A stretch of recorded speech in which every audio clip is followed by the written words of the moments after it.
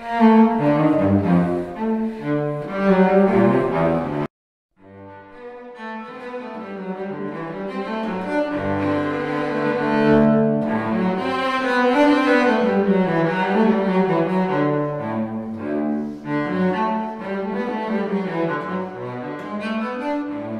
palais Rohan a accueilli de nombreuses fêtes dans la salle dans laquelle vous vous trouvez.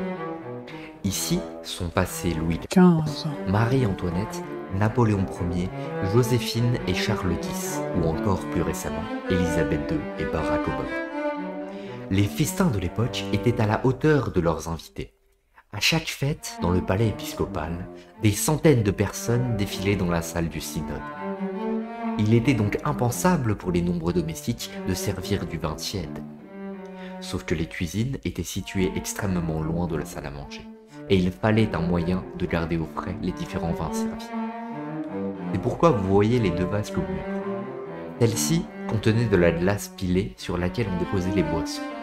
Mais où trouver de la glace en plein mois de juin?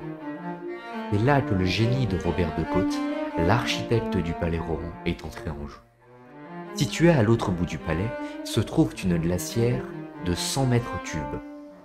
Plus de 90 tonnes de glace étaient stockées dans cet espace sous la terre.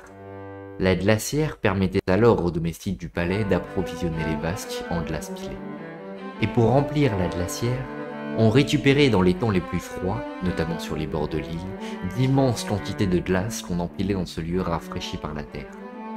Cela permettait alors d'avoir toute l'année des boissons et sorbets frais, à une époque où les congélateurs n'existaient pas. Deux matériaux composent les parois, des blocs de grès dans la partie inférieure et des briques dans la partie supérieure.